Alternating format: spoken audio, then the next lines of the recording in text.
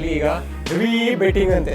ಈ ಜಾತಿ ಗಣತಿ ಒಂದು ಆಗುತ್ತೋ ಆಗಲ್ವೋ ಅನ್ನೋ ವಿಚಾರಕ್ಕೆ ರಾಹುಲ್ ಗಾಂಧಿ ಅವರಿಗೆ ಇಂಪ್ರೆಸ್ ಮಾಡೋಕೆ ನಮ್ಮ ಸಿದ್ದರಾಮಯ್ಯನವರು ಇದೇ ಜಾತಿ ವಿಚಾರಕ್ಕೆ ಅಲ್ಲಿ ಮೇಲೆ ಅಂದ್ರೆ ಉತ್ತರ ಪ್ರದೇಶ ಇದೆಯಲ್ಲ ಅದು ಕೂಡ ಸಿಕ್ಕಾಪಟ್ಟೆ ಸೌಂಡ್ ಮಾಡ್ತಾರೆ. ಜಾತಿ ವಿಚಾರಕ್ಕೆ ಹೊಸದೊಂದು ಕಾನೂನನ್ನ ತಗೊಂಡ್ಬಂದಿದ್ದಾರೆ. ಜಾತಿಯ ಕಾಲಮ್ ಅನ್ನ ನೀವು ಕಾಣೋಕೆ ಸಾಧ್ಯವಿಲ್ಲ. ಯೋಗಿ ಆದಿತ್ಯನಾಥ್ ಈ ಜಾತಿ ಒಂದು ಕಾಲಮ್ ಅನ್ನೇ ಇಡೀ ಸರ್ಕಾರದ ಈ ವಲಯದಲ್ಲೇ ತೆಗೆಯಕ್ಕೆ ಒಂದು ಪ್ರಮುಖವಾದ ಕಾರಣ ಇದೆ. ಈ ಕ್ರೈಮ್ ಗಳನ್ನ ಕಂಟ್ರೋಲ್ ಮಾಡೋದ್ರಲ್ಲಿ ಮಾಸ್ಟರ್ ಪೀಸ್ ಅಂದ್ರೆ ಅದು ಯೋಗಿ ಆದಿತ್ಯನಾಥ್. ಎಣ್ಣೀರು ಹೊಡೆದ್ರು ಎಳ್ಳು ನೀರು ಕೂಡ ಬಿಟ್ರು.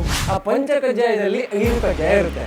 ಮೊದಲನೇದು ಲಾಠಿ, ಎರಡನೇದು ಕೋಳ, ಆಮೇಲೆ ಪೊಲೀಸ್ ಬೂಟು, ಆಮೇಲೆ ಹಗ್ಗ, ಅದಾದ್ಮೇಲೆ ಕಂಬಿ.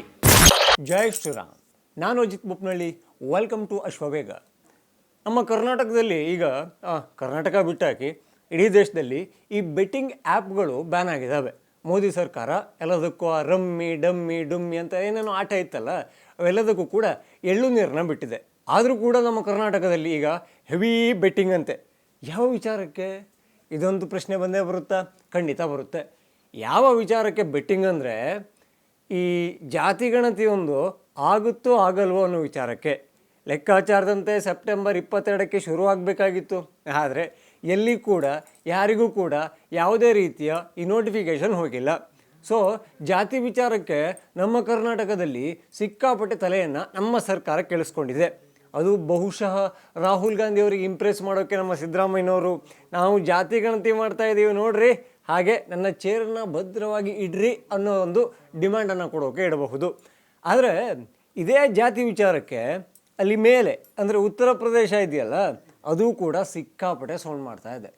ಉತ್ತರ ಪ್ರದೇಶದ ಮುಖ್ಯಮಂತ್ರಿ ಯಾರು ಅನ್ನೋ ಪ್ರಶ್ನೆಯನ್ನು ಕರ್ನಾಟಕದಲ್ಲಿ ಯಾರಿಗೆ ಕೇಳಿದ್ರೂ ಆಲ್ಮೋಸ್ಟ್ ಹೇಳ್ತಾರೆ, ಅವರೇ ಯೋಗಿ ಆದಿತ್ಯನಾಥ್ ಅವರು. ಅವರು ಜಾತಿ ವಿಚಾರಕ್ಕೆ ಹೊಸದೊಂದು ಕಾನೂನನ್ನು ತೊಗೊಂಬಂದಿದ್ದಾರೆ.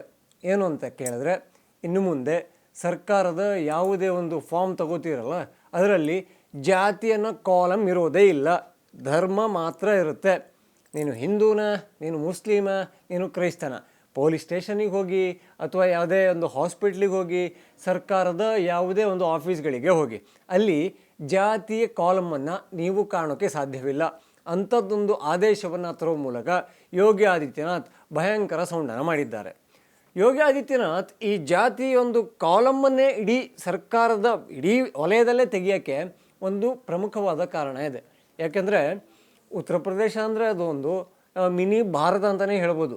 ಸಾಕಷ್ಟು ದೇಶಗಳಿಗಿಂತ ಗಾತ್ರದಲ್ಲೂ ದೊಡ್ಡದು, ಜನಸಂಖ್ಯೆಯಲ್ಲೂ ದೊಡ್ಡದು. ಅಲ್ಲಿ ಅತಿ ಹೆಚ್ಚು ಈ ಜಾತಿಗಳ ಜಗಳ, ಮೇಲು ಕೀಳು ಇವೆಲ್ಲ ಜಾಸ್ತಿ ಇದ್ದಾವೆ. ಅದನ್ನು ಕಂಟ್ರೋಲ್ ಮಾಡಬೇಕು.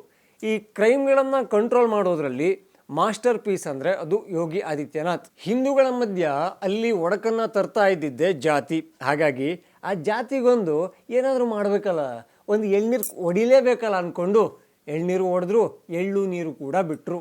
ಈಗ ಉತ್ತರ ಪ್ರದೇಶದಲ್ಲಿ ಯಾವುದೇ ಸರ್ಕಾರಿ ಇಲಾಖೆಗೆ ಹೋಗಿ, ಯಾವುದೇ ಸರ್ಕಾರಿ ಶಾಲೆಯಲ್ಲಿ ಅಡ್ಮಿಷನ್ ತಗೊಳ್ಳಿ, ಪೊಲೀಸ್ ಸ್ಟೇಷನಿಗೆ ಹೋಗಿ ಯಾವುದೋ ಕಂಪ್ಲೇಂಟನ್ನು ಕೊಡಿ, ಏನೇ ಕೆಲಸ ಆಗಿದ್ರು ಕೂಡ ನಿಮ್ಮ ಹೆಸರು, ನಿಮ್ಮ ಅಪ್ಪನ ಹೆಸರು, ಆಧಾರ್ ಕಾರ್ಡು, ಹಾಗೆ ಜಾತಿದೊಂದು ಇರದೆ ನಿಮ್ಮ ಧರ್ಮ ಒಂದು ಕೇಳಬಹುದು. ಈ ಹಂತಕ್ಕೆ ಯೋಗಿ ಆದಿತ್ಯನಾಥ್ ನಮ್ಮ ಉತ್ತರ ಪ್ರದೇಶವನ್ನು ತಂದು ನಿಲ್ಲಿಸಿದ್ದಾರೆ.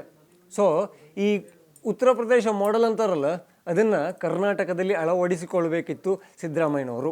ಅದೊಂದೇ ವಿಚಾರಕ್ಕೆ ಅಲ್ಲ, ಅಲ್ಲಿ ಈ ಕ್ರೈಮ್ ಕಂಟ್ರೋಲ್ ವಿಚಾರಕ್ಕೆ ಯೋಗಿ ಆದಿತ್ಯನಾಥ್ ಅವರು ಏನೆಲ್ಲ ಮಾಡಿದ್ದಾರೆ, ಏನೆಲ್ಲ ಮಾಡ್ತಿದ್ದಾರೆ ಅನ್ನೋದಕ್ಕೆ ಅವರ ವಿಪಕ್ಷಗಳೇ ಹೊಗಳ್ತವೆ. ಸಮಾಜವಾದಿ ಪಕ್ಷದಲ್ಲಿ ಒಬ್ಬಳು ಲೀಡರ್ ಇದ್ದಾರೆ. ಅವರ ಗಂಡನ್ನು ತುಂಬ ಬರ್ಬರವಾಗಿ ಹತ್ಯೆ ಮಾಡಲಾಗಿತ್ತು. ಅವರಿಗೆ ನಮ್ಮ ಯೋಗಿ ಆದಿತ್ಯನಾಥ್ ಅವರು ಸಮಾಧಿಯನ್ನು ತೋಡಿದರು. ಅದನ್ನು ಆ ಹೆಂಗಸು ಹೊಗಳ್ಕೊಂಡಿದ್ಲು. ಅಂದರೆ ಅಲ್ಲೊಂದು ಸದನ ಇರುತ್ತಲ್ಲ, ಅಲ್ಲಿ ಕೂಡ ನಮ್ಮ ಯೋಗಿ ಆದಿತ್ಯನಾಥ್ ಅವ್ರನ್ನ ಬಾಯಿ ತುಂಬ ಹಾಡಿ ಹೊಗಳಿದ್ದಕ್ಕೆ ಸಮಾಜವಾದಿ ಪಕ್ಷದ ಈ ಅಖಿಲೇಶ್ ಯಾದವ್ ಅವರ ಕೆಂಗಣಿಗೆ ಗುರಿಯಾಗಿ ಅವರು ಉಚ್ಚಾಟನೆ ಆಗಬೇಕಾಯಿತು. ಅಂದರೆ ಅಲ್ಲಿ ಹಳೆ ವಿರೋಧಿಗಳೆಲ್ಲ ಈಗ ಫ್ಯಾನ್ಗಳಾಗ್ತಾ ಇದ್ದಾರೆ. ಯೋಗಿ ಆದಿತ್ಯನಾಥ್ ಅವರಿಗೆ ಹೊಸ ವಿರೋಧಿಗಳು ಬೇಕು. ಹಳೆಯವರೆಲ್ಲರೂ ಕೂಡ ಈಗ ಫ್ಯಾನ್ ಕ್ಲಬ್ಬಲ್ಲಿ ಕೂತ್ಕೊಂಡಿದ್ದಾರೆ. ಸೊ ಅಷ್ಟೇ ಅಲ್ಲ, ಈಗೇನು ಹಬ್ಬದ ಸೀಸನ್ನು, ದಸರಾ ಆಗ್ತಾಯಿದೆ, ನವರಾತ್ರಿ ಅಂತೂ ಜೋರಾಗಿರುತ್ತೆ, ಎಲ್ಲ ಕಡೆಯಲ್ಲೂ ಅದ್ದೂರಿ ಆಗುತ್ತೆ.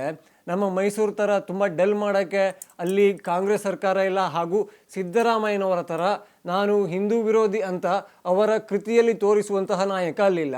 ಹೀಗಾಗಿ ಅಲ್ಲಿ ಪೊಲೀಸರಿಗೆ ಒಂದು ಖಡಕ್ಕಾದ ಆದೇಶವನ್ನು ಯೋಗಿ ಆದಿತ್ಯನಾಥ್ ಕೊಟ್ಟಿದ್ದಾರೆ. ಏನು ಅಂದರೆ, ಈ ಹಬ್ಬದ ಸಂದರ್ಭದಲ್ಲಿ ಹಬ್ಬದ ಖುಷಿಯನ್ನು ಕದಡುವ, ಶಾಂತಿಯನ್ನು ಕದಡುವ ಕೈಗಳಿರ್ತಾವಲ್ಲ, ಅಂದರೆ ಗೂಂಡಾಗಳಿರ್ತಾರಲ್ಲ, ಅವರಿಗೆ ಗುಂಡಲ್ಲೇ ಮಾತಾಡಿ ಅಂತ. ಅಂದರೆ ಅಲ್ಲಿ ಗೂಂಡಾಗಳಿಗೆ ಯೋಗಿ ಆದಿತ್ಯನಾಥ್ ಅವರು ಸ್ಪೆಷಲ್ ಆದ ಪಂಚಕಜ್ಜಾಯವನ್ನು ಈ ಪೊಲೀಸ್ ಸ್ಟೇಷನಲ್ಲಿ ಕೊಡ್ತಾರೆ. ಆ ಪಂಚಕಜ್ಜಾಯದಲ್ಲಿ 5 ಕಜ್ಜಾಯ ಇರುತ್ತೆ. ಮೊದಲನೇದು ಲಾಠಿ, ಎರಡನೇದು ಕೋಳ, ಆಮೇಲೆ ಪೊಲೀಸ್ ಬೂಟು, ಆಮೇಲೆ ಹಗ್ಗ, ಅದಾದಮೇಲೆ ಕಂಬಿ.